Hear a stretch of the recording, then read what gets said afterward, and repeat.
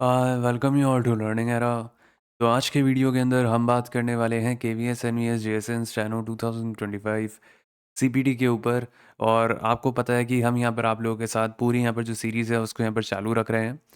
और आपका यहाँ पर रिस्पॉन्स हमें यहाँ पर पता चलना चाहिए कि आपको ये पसंद आ रहा है या नहीं आ रहा, तो हमें ज़रूर से कमेंट करके बताना अगर आपको इसका अगला पार्ट चाहिए। तो इस वाले वीडियो के अंदर हम कवर करेंगे एक्सेल को, और ये भी यहाँ पर बात करेंगे कि ऑलरेडी हम क्या क्या चीज़ें कवर कर चुके हैं और एक्सेल की तैयारी यहाँ पर किस तरीके से करनी है उस सब की बात करेंगे। और आपको किस तरीके से यहाँ पर कैसे एमसीक्यू सॉल्व करने हैं, क्या क्या एमसीक्यूज़ यहाँ पर आप लोगों के लिए ज़रूरी हैं, क्या आने वाला है क्या नहीं आने वाला है, उनको देखेंगे। साथ में ये भी बात करेंगे कि यहाँ पर जो आपकी टाइपिंग की स्पीड है, जिसके अंदर काफ़ी लोग स्ट्रगल कर रहे हैं, उसके अंदर आप क्या कर सकते हो कि आपकी यहाँ पर स्पीड बढ़ जाए, है ना? मैं आपको यहाँ पर सीधी यहाँ पर वही बातें बताऊँगा वीडियो के एंड के अंदर कि आपका यहाँ पर क्या एक तरीका होना चाहिए टाइपिंग को लेके अगर आप यहाँ पर स्ट्रगल कर रहे हो स्पीड को लेकर। और अगर मान लो काफ़ी बच्चे जो ऐसे हैं जिन्होंने अभी तक टाइपिंग शुरू नहीं करी है और उनकी स्पीड भी नहीं है, तो ये मानकर चलो कि जब आपका यहाँ पर रिज़ल्ट आ जाएगा और उसके बाद जब आप तैयारी करोगे टाइपिंग की, तो आपको इतना वक़्त नहीं मिलेगा स्पीड बढ़ाने के लिए, तब आप फ़ेल हो जाओगे।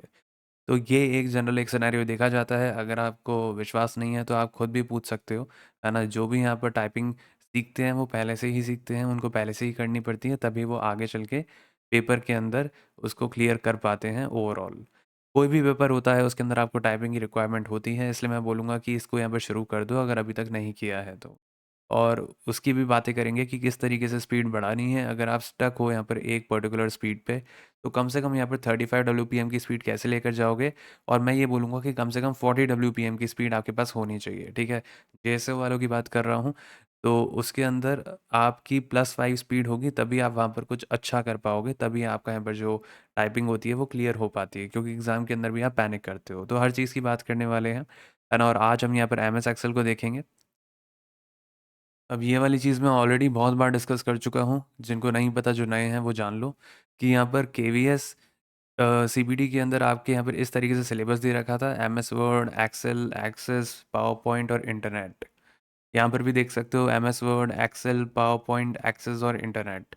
तो इसी तरीके से यहाँ पर जो आपका सेम सिलेबस है वही हमने यहाँ पर आपको दिखा रहे हैं कि पिछले साल क्या हुआ था। पिछले साल केवीएस का यहाँ पर जो सीपीटी कंडक्ट हुआ था उसके अंदर इस तरीके से सीपीटी लिया गया था एमसीक्यू फॉर्मेट के अंदर। मॉक सीपीटी जनरली सीपीटी के नाम से आपको ये लगेगा कि प्रैक्टिकल लेते हैं, लेकिन इन लोगों ने एमसीक्यूज़ लिए थे, ठीक है? तो हमें भी यहाँ पर जो तैयारी है उसके हिसाब से यहाँ पर शुरू रखनी पड़ेगी, और अगर मान लो आगे चल के कुछ चेंजेस होते हैं तो हम उसके ऊपर भी लेक्चर्स ले आएंगे, तो कुछ घबराने की बात नहीं है, ठीक है? अब यहाँ पर देख सकते हो इस तरीके से लिंक था, ये टीसीएस का लिंक होता है, डीजीएलएम का। और अगर मैं बात करूँ तो देखो एमसीक्यू जैसे सवाल था, ये सवाल आया, इसके 4 ऑप्शन थे इस तरीके से, और आपको ये इनमें से एक को सेलेक्ट करना था, मतलब पूरा एमसीक्यू फॉर्मेट था, है ना, सीपीटी के अंदर। अब हम यहाँ पर इसी अकॉर्डिंग ही तैयारी करेंगे यहाँ पर, जब तक हमारे पास कोई नई गाइडलाइंस नहीं आ जाती 2025 की, तो मोस्ट प्रोबेबली यही रहने वाला है। 90% आपका यही फॉर्मेट चलेगा, ठीक है? आप सिलेबस भी देख सकते हो, ऑलमोस्ट पूरा सेम है, ठीक है? कुछ भी अलग नहीं है, सारे के सारे टॉपिक वही हैं जो मैंने अभी टिक मार्क किए हैं। तो केवीएस जेएसए और केवीएस स्टेनो दोनों के अंदर सेम सीपीटी, यहाँ पर यही एक सिलेबस कॉपीड है। यहाँ पर देख सकते हो नीचे पूरा सिलेबस सेम है ऊपर वाले के जैसा। और शॉर्ट हैंड वालों के लिए तो देखो यहाँ पे शॉर्ट हैंड टेस्ट भी होगा, टाइपिंग टेस्ट के अंदर भी बहुत ज़्यादा स्पीड मांगी गई है, ठीक है? और सीपीटी के अंदर भी बहुत ज़्यादा, मतलब ये मानकर चलो कि जो भी यहाँ पर बच्चे स्टेनो वाले हैं, अगर वो बस पेपर को निकाल भी लेते हैं ना, मतलब ये जो आगे की आपकी स्टेजेस, अगर आप इनको पास भी कर लेते हो ना, एकदम बॉर्डर लाइन पे भी खड़े हुए हो, तो भी आपके सिलेक्शन के चांसेस हैं, क्योंकि 3-3 स्टेजेस हैं, तो बहुत मुश्किल होता है इनको पार करना। तो अब हम यहाँ पर देखते हैं एमएस एक्सेल टॉपिक को।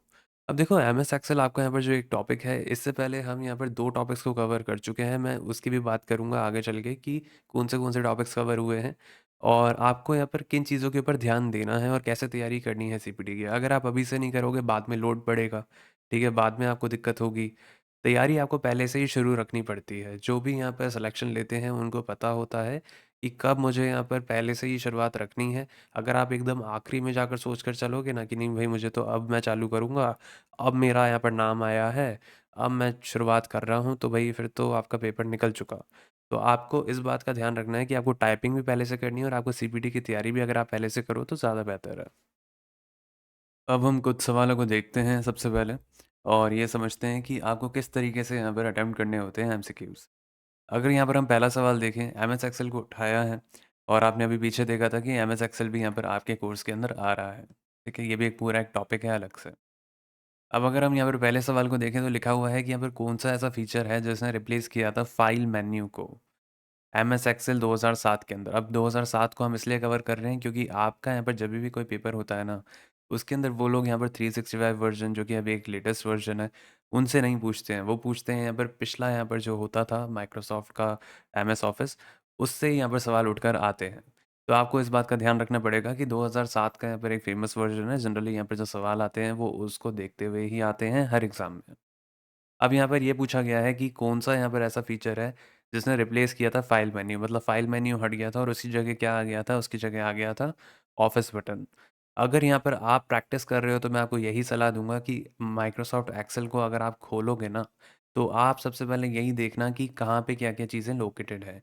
क्योंकि वहीं से ही यहाँ पर जो होते हैं आपके सवाल वो मैक्सिमम बन जाते हैं, जो कि काफ़ी लोगों को अभी तक नहीं पता होगा। तो आपको सबसे पहले क्या करना है, भले ही आप वर्ड की तैयारी कर रहे हो, भले ही आप पावर पॉइंट यहाँ पर पढ़ रहे हो, भले ही आप यहाँ पर एक्सेल पढ़ रहे हो, तो आपको यहाँ पर वो ओपन करके सबसे पहले देखना है कि कहाँ पे क्या-क्या चीज़ें हैं, किस फाइल मेन्यू के अंदर क्या-क्या चीज़ें लिखी हुई हैं, उनको आप यहाँ पर या तो नोट्स के अंदर लिख लेना, उससे यहाँ पर देखो डायरेक्टली सवाल उठकर आ जाता है और आपको पता होना चाहिए। तो इन लोगों ने यहाँ पर जो एक ऑफ़िस बटन है, वो यहाँ पर एक इंट्रोड्यूस किया था, एकदम यहाँ पर टॉप लेफ्ट कॉर्नर के अंदर आपको इस तरीके से यहाँ पर दिखता था वो। है ना? तो ये यहाँ पर एक फ़ीचर था जिसने यहाँ पर एक तरीके से फ़ाइल मेन्यू को रिप्लेस कर दिया था। अगला सवाल देखो यहाँ पर क्या है? अगला सवाल यहाँ पर एक फ़ाइल एक्सटेंशन के ऊपर आपके पास आएगा ही आएगा। भले ही वो देखो वर्ड के अंदर पूछे या पावर पॉइंट के अंदर पूछे, है ना? या एक्सेल के अंदर पूछे या जितने भी यहाँ पर आपके आ रहे हैं कोर्स के अंदर, उनके अंदर एमएस ऑफ़िस का यहाँ पर जो भी सॉफ्टवेयर है, जो कि सिलेबस के अंदर लिखा हुआ है, उन सब का यहाँ पर एक्सटेंशन आप लोगों से पूछा जा सकता है। बहुत ही पॉपुलर सवाल है, ठीक है? बहुत आसान होता है, इसका यहाँ पर डॉट XLSX होता है। जभी भी यहाँ पर आप फ़ाइल एक्सटेंशन देखते हो, तो जैसे ही आप राइट क्लिक करोगे और रीनेम पे जाओगे ना, आपको वहाँ दिख जाएगा डॉट XLSX इस तरीके से यहाँ पर आपको दिख जाएगा, ठीक है?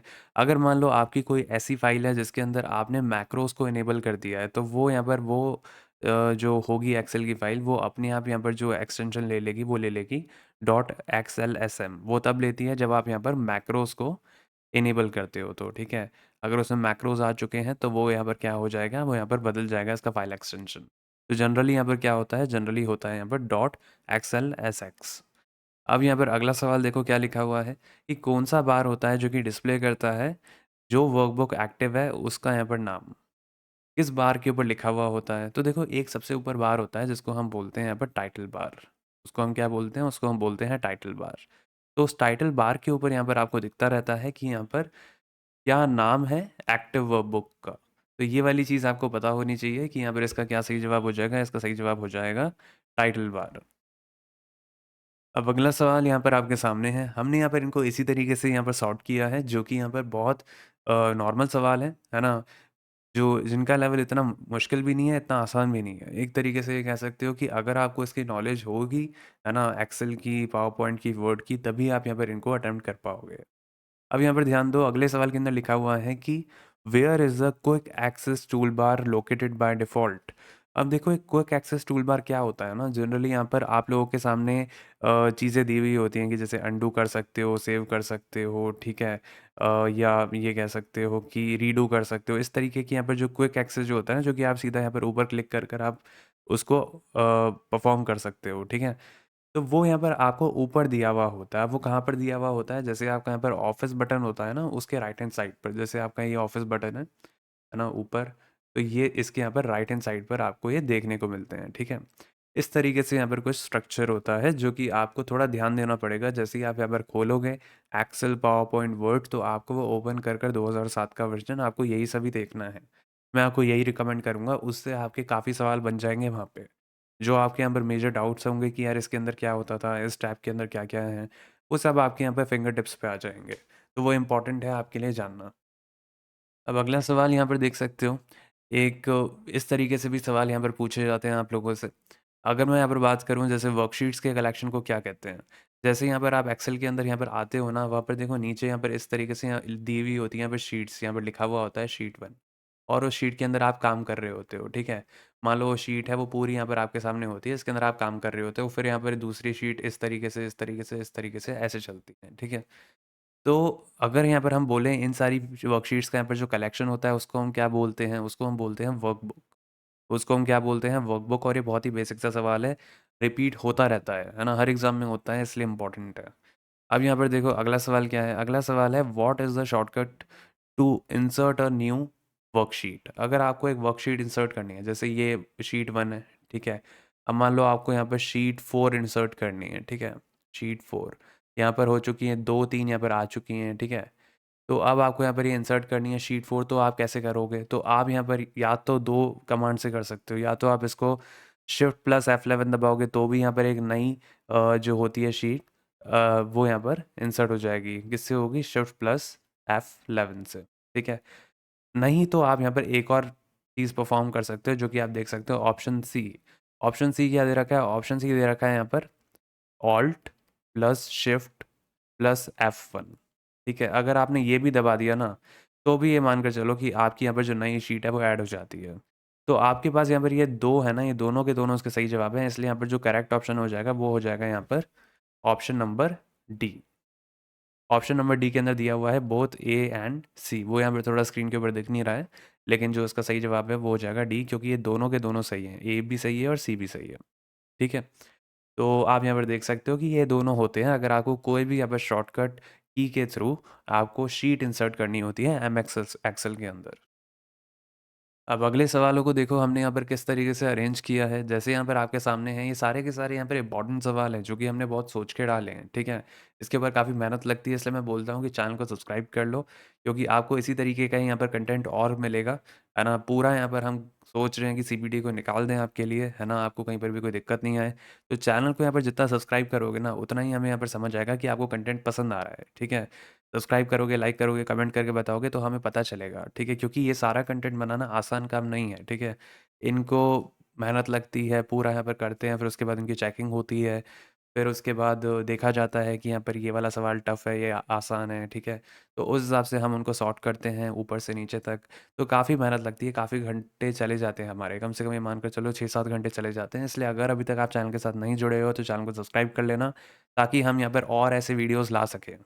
जैसा यहाँ पर आपका रिस्पॉन्स रहेगा, उसके बेसिस पर ही हम यहाँ पर और वीडियोज़ लाते रहेंगे सीपीटी के रिगार्डिंग। तो अगर आप सीपीटी की तैयारी हमारे साथ करना चाहते हो, तो मैं यही बोलूँगा कि चैनल को सब्सक्राइब कर लेना, और कुछ करने की ज़रूरत नहीं है, ठीक है?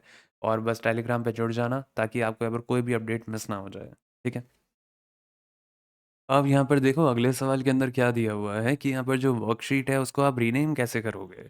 अभी हमने बात की थी, यहाँ पर जो वर्कशीट होती है वो यहाँ पर इस तरीके से दी हुई होती है। जैसे यहाँ पर मान लो ये बॉक्सेस ये बने हुए होते हैं, इनके अंदर लिखा हुआ होता है शीट, ठीक है? यहाँ पर लिखा हुआ होता है शीट 1, फिर यहाँ पर लिखा होता है यहाँ पर शीट 2। अब अगर मान लो मैं आप लोगों को ये कहूँ कि बताओ इसको रीनेम कैसे करोगे? तो आप सोचोगे इसके बाद राइट क्लिक कर दूँगा, है ना? राइट क्लिक करूँगा तो यहाँ पर मुझे दिख जाएगा रीनेम का ऑप्शन, सही बात है ना?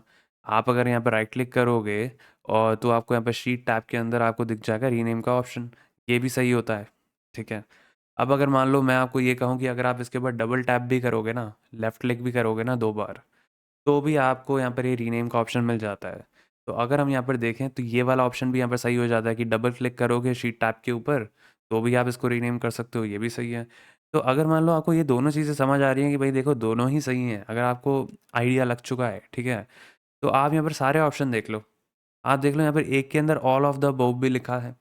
तो ऑल ऑफ द अबव भी लिखा है, तो यही इसका सही जवाब होना चाहिए फिर तो, है ना? तो आपको इस हिसाब से देखना पड़ता है कि भाई अगर 2 ऑप्शन सही दिख रहे हैं और आपको कन्फर्म है कि दोनों सही हैं, और एक ऑप्शन यहाँ पे ऑल ऑफ द अबव है, भले ही आपको तीसरा नहीं भी आता हो ना, तो भी आप ऑल ऑफ द अबव आप लगा दोगे, ठीक है? कॉमन सेंस है। इस तरीके से आपको ऑप्शन कटिंग के थ्रू भी आप कर सकते हो अटेम्प्ट। अब यहाँ पर देखो क्या है, यहाँ पर तीसरा ये भी आपके लिए जानना ज़रूरी है कि आप यहाँ पर ऊपर होता है फॉर्मेट, ठीक है?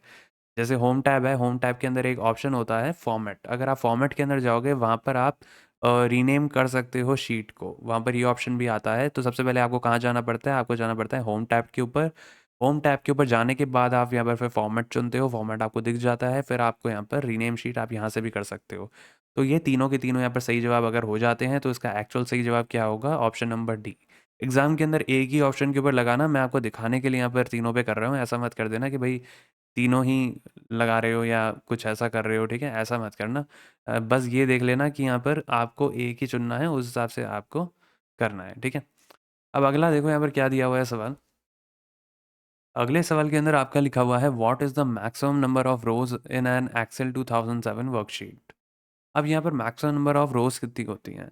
तो यहाँ पर ये देखो, ये एकदम याद करने वाली बातें हैं और ये डायरेक्ट उठ के आ जाता है। ये बहुत पॉपुलर सवाल है, ठीक है? जो हमने डाला है बहुत पॉपुलर सवाल है। आप कोई भी एग्ज़ाम दोगे आपको पता होगा कि भैया 14 और 15 यहाँ पर जो सवाल है ना, एक के अंदर पूछ लिया है कि बता दो यार मैक्सिमम नंबर ऑफ रोज कितनी होती हैं, और एक के अंदर पूछ लिया है कि मैक्सिमम नंबर ऑफ कॉलम्स कितने होते हैं।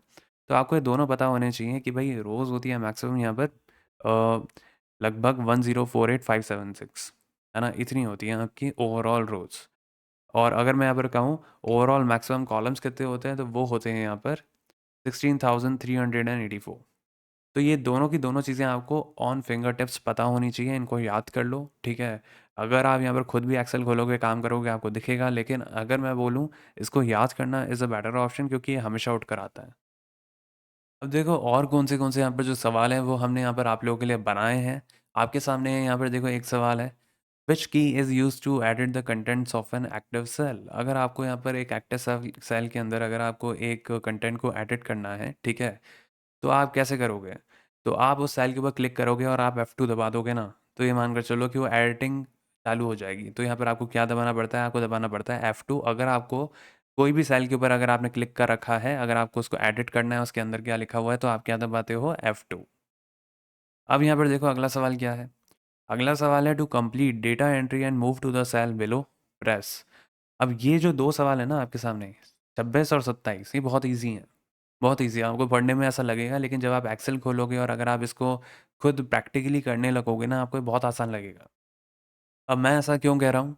क्योंकि देखो अगर मान लो आपने एक पर्टिकुलर सेल है आपके सामने, मानो ठीक है ये है। अब इस सेल के नीचे भी एक सेल होगा, है ना? और इस सेल के आगे भी एक सेल होगा। ये चीज़ आपको पता होनी चाहिए। अब मान लो आपके सामने यहाँ पर आप इस वाले सेल के ऊपर हो, ठीक है? मैं आपको यहाँ पर ये थोड़ा इस तरीके से समझाता हूँ तो आपको थोड़ा ईज़ी होगा समझने में। जैसे मान लो आप इस वाले सेल के अंदर बैठे हुए हो, आपने इसके ऊपर क्लिक कर रखा है, ये सेलेक्टेड सेल है, ठीक है? अगर आपने इसके अंदर जो लिखना था आपने लिख दिया, है ना? जो भी आपको इसके अंदर लिखना था आपने लिख दिया। अब आपको यहाँ पर इसके नीचे वाले सेल के ऊपर आना है, यहाँ पर आना है। तो आप क्या दबा दोगे? तो आप दबा दोगे एंटर। तो आप क्या दबाओगे? तो आप दबाओगे एंटर, ठीक है? लेकिन अगर मानो मैं आपको ये बोल दूँ कि भई आप इस सेल के अंदर बैठे हो, अब आपको क्या करना है? अब आपको यहाँ से इस सेल के अंदर आना है, आपने इसके अंदर जो लिखना था वो आपने लिख दिया, ठीक है? अब इस सेल के अंदर आने के लिए आप क्या दबाओगे? तब आप दबाओगे टैब। तो यही वो बोल रहा है इन दोनों ऑप्शंस के अंदर, ठीक है? अगर मैं यहाँ पर ऑप्शंस को देखूँ तो वो यहाँ पर यही बोल रहा है कि भई अगर मैं इस सेल के अंदर बैठा हूँ, एक के अंदर मुझे नीचे जाना है, अगले सेल के अंदर तो मैं एंटर दबा दूँगा। और यहाँ पर देखो अगर मैं एक सेल के अंदर बैठा हूँ और अगर मुझे अगले सेल के अंदर जाना है जो कि राइट में है, ये देखो ये राइट में है, तो राइट वाले में जाने के लिए मैं क्या करूँगा? मैं टैब दबा दूँगा। तो बहुत आसान सवाल है, ऐसा कुछ भी नहीं है और ये बहुत ही इम्पोर्टेंट है, ये हमेशा उठकर आते हैं और हमने इसके ऊपर डीप रिसर्च करी है सिर्फ़ आप लोगों के लिए। इसलिए चैनल के साथ जुड़ जाओ ताकि यहाँ पे कोई भी अपडेट मिस ना कर दो और यहाँ पर आपका जो रिएक्शन, जो भी आपको लग रहा है कि किस तरीके का हमने तैयार किया, अगर आपको पसंद आ रहा है तो ज़रूर से कमेंट करके बताओ, तभी हम यहाँ पर इसको कंटिन्यू कर पाएँगे, है ना? अगर हमें लगेगा कि बच्चों को नहीं चाहिए, काफ़ी आपके कमेंट नहीं आते हैं, तो उस हिसाब से हमें फिर आगे देखना पड़ेगा, है ना? लेकिन अगर आपको अच्छा लग रहा है तो ज़रूर से कमेंट करके बताओ, ठीक है? और लाइक कर देना वीडियो को अगर काम पसंद आ रहा हो तो। अब अगला सवाल देखो, अगले सवाल के अंदर यहाँ पर बहुत ईज़ी है और ये पूछा गया है बहुत एग्ज़ाम्स के अंदर, ठीक है? यहाँ पर देखो क्या लिखा हुआ है कि यहाँ पर सारे के सारे जो फ़ॉर्मूलेज़ होते हैं ना एक्सेल के अंदर, वो यहाँ पर किस सिंबल से शुरू होते हैं? बहुत आसान सवाल है, अगर आपने थोड़ा भी काम किया एक्सेल में आपको पता होगा कि हमेशा आप क्या लगाते हो? आप इक्वल टू लगाते हो, हमेशा। अगर आपको कोई फ़ॉर्मूला लिखना है आप इक्वल टू लगाओगे, उसी से यहाँ पे शुरुआत होती है। अगला सवाल देखो क्या लिखा हुआ है, which function is used to add all numbers in a range of cell. मतलब अगर आपको यहाँ पर सारे के सारे नंबर्स को ऐड करना है जो कि सेल्स में दिए हुए हैं, तो आप कौन सा फंक्शन यूज़ करते हो? इसके अंदर फंक्शंस इस तरीके से दिए हुए होते हैं कि भाई आपको कोई भी टास्क परफॉर्म करना है, मान लो एडिशन करना है तो उसका भी एक फंक्शन है, ठीक है? अगर आपको एवरेज निकालना है, मीन निकालना है, उसका भी एक फंक्शन है, ठीक है? तो उसको आपको टाइप मतलब लिखना पड़ता है, ठीक है? फंक्शन आपको यहाँ पर चूज़ करना पड़ता है। अब आप यहाँ पर देख सकते हो कि जैसे जो फंक्शन है, सारे यहाँ पर सेल्स के अंदर जो भी नंबर्स दिए हुए हैं उनको ऐड करने के लिए वो कौन-सा होता है? वो होता है सम। वो होता है सम। हमेशा याद रखना प्लस नहीं होगा, टोटल नहीं होगा, ऐड नहीं होगा, सम होता है। ठीक है? और अगर मैं यहाँ पर इसके बाद अगला यहाँ पर देखूँ, अगला देखो क्या लिखा हुआ है सवाल, which functions calculates the arithmetic mean. अब ये जो है ना mean of a range of cells, अब मीन निकालने के लिए आपको कौन सा यहाँ पर फंक्शन लगाना पड़ता है, ये अगर जो यूज़ करते हैं उनको पता होगा। इसलिए मैं कहता हूँ कि यहाँ पर जो भी टॉपिक्स आ रहे हैं उन सबको यूज़ करना, तभी आपके लिए जो एमसीक्यूज़ होंगे बहुत आसान हो जाएंगे। ठीक है, आप इजीली कर लोगे।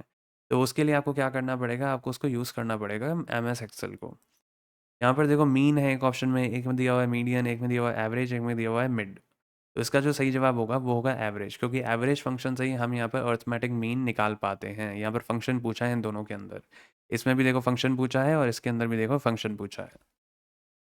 तो एमसीक्यूज़ देखो कुछ इस तरीके के पूछे जाएंगे, है ना। और हम यहाँ पर जो आपको करा रहे हैं एमसीक्यूज़, ये मानकर चलो कि यहाँ से डायरेक्टली उठ कर आएगा, है ना। मैं ये साफ साफ बोल रहा हूँ आपको कि तैयारी आपको इस तरीके से यहाँ पे शुरू कर देनी चाहिए अभी।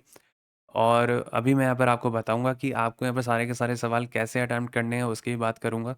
लेकिन जो बच्चे यहाँ पर टाइपिंग की तैयारी कर रहे हैं, तो देखो पिछले सालों के अंदर केवीएस और एनवीएस को अगर आप उठा के देखोगे तो उसके अंदर कुछ हाइलाइटेड टाइपिंग आपको देखने को मिली थी, है ना। जिसके अंदर आप खुद ऑफिशियल टेस्ट देख सकते हो, जो कि केवीएस की वेबसाइट पे दिए हुए हैं, एनवीएस की वेबसाइट पे दिए हुए हैं। आप यहाँ पर खुद भी उसको विजिट कर चेकआउट कर सकते हो। जब आप उसको खोलोगे लिंक्स को, तो आपको कुछ इस तरीके का दिखेगा इंटरफेस, जिसके अंदर वर्ड्स हाईलाइट हो रहे थे। तो जैसे ही आपने वर्ड को सही लिखा है, जैसे यहाँ पर अ पैराग्राफ को सही लिखा, तो ये हरा हो जाता है ऊपर, ठीक है। वैसे ही मैंने यहाँ पर इस को सिर्फ आई लिखा तो ये लाल हो जाता है। वैसे ही मैंने ग्रुप को यहाँ पर देखो नीचे यहाँ पर सही लिखा था तो वो ऊपर हरा है। सेम मैं यहाँ पर ऑफ को मैंने ओ लिख दिया तो वो यहाँ पर लाल हो गया। तो इस तरीके से आपकी टाइपिंग चली थी पिछले साल के अंदर। अब इसके बाद यहाँ पर देखो जो भी वर्ड आप करंटली लिखते हो वो यहाँ पर हाईलाइट होता है, और इसके अकॉर्डिंग ही हमने यहाँ पर आप लोगों के लिए भी टाइपिंग टेस्ट बना दिया था। ठीक है, यहाँ पर आप देख सकते हो हिंदी वालों के लिए भी सेम फॉर्मेट था, कुछ अलग नहीं था। और हमने यहाँ पर जो आपके लिए टाइपिंग टेस्ट बनाया था उसमें भी हमने यही यहाँ पर जो रूल है वो फॉलो किया था। हाईलाइट का आप देख सकते हो यहाँ पर दो अगर आप सही लिख रहे हो तो ये हरा हो जाता है।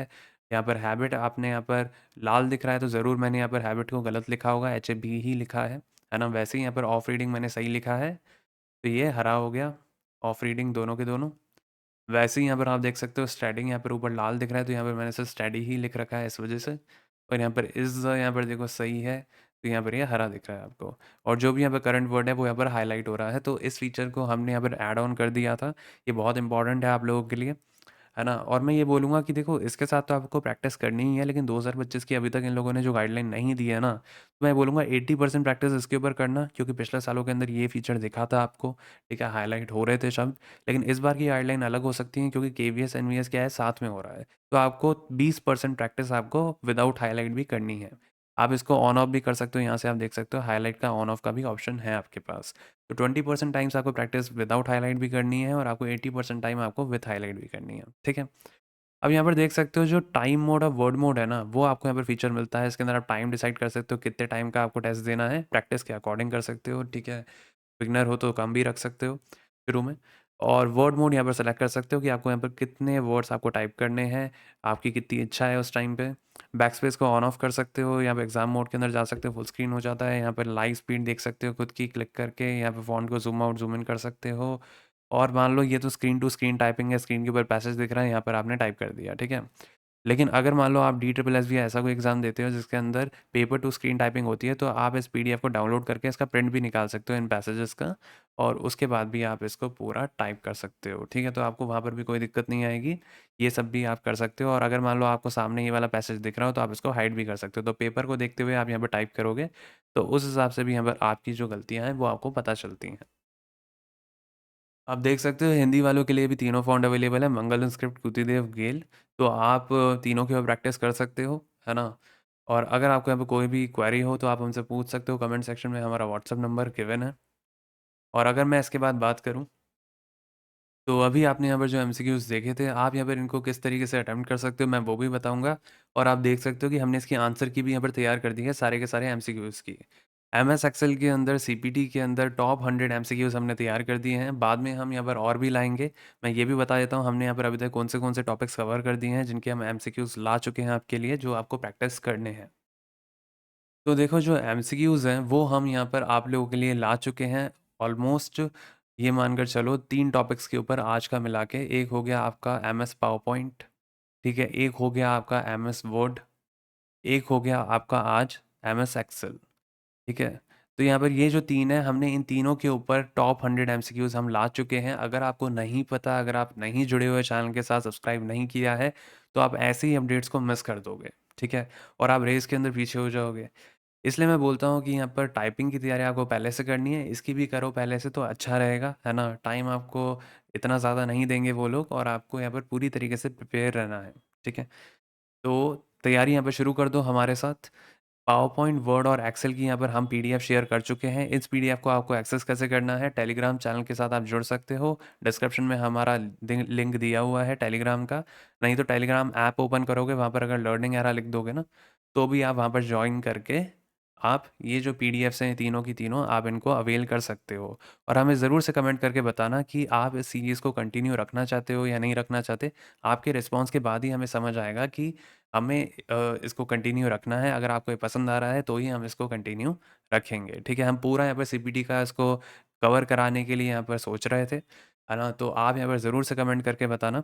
और इसके बाद हम ये भी सोच रहे हैं कि एमसीक्यूज़ के बाद इसकी पूरी थ्योरी भी यहाँ पर लाई जाए हर एक टॉपिक की, ताकि आप यहाँ पर जो भी यहाँ पे टॉपिक्स हैं आप उनको कवर कर पाओ, है ना? तो ज़रूर से कमेंट करके बताना आप यहाँ पर किस तरीके से तैयारी कर रहे हो।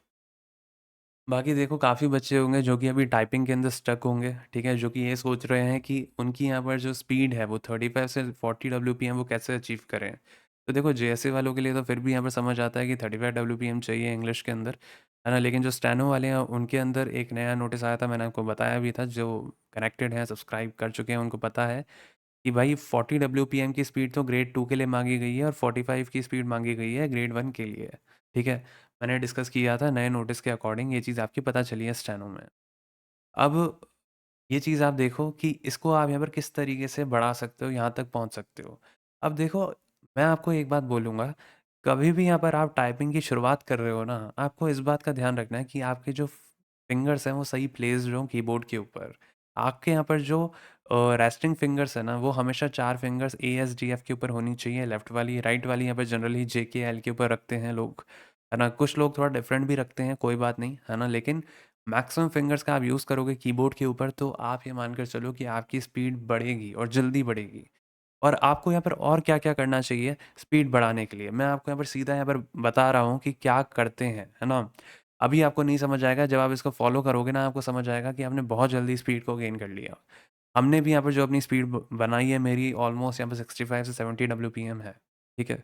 और मैं भी यही बोलूँगा कि इसी तरीके से ही यहाँ पर स्पीड इंक्रीज़ होती है आपकी, ठीक है? आप यहाँ पर देखो लिखा हुआ है, अगला क्या लिखा हुआ है मैंने, कि आपको एक्यूरेसी के ऊपर फोकस करना है। आप स्पीड के ऊपर यहाँ पर ध्यान मत दो शुरुआत के अंदर। आप ये मत सोचो मेरी स्पीड कम जा रही है, मुझे तेज़ टाइप करना है। आप तेज़ टाइप करोगे, आप गलतियाँ कर दोगे, फिर आपको बैकस्पेस दबाना पड़ेगा कई बार, आपकी स्पीड गिरेगी उसके अंदर।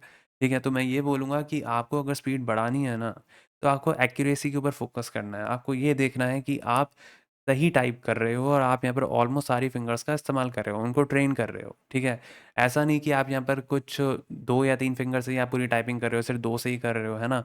तो फिर तो देखो दिक्कत की बात है।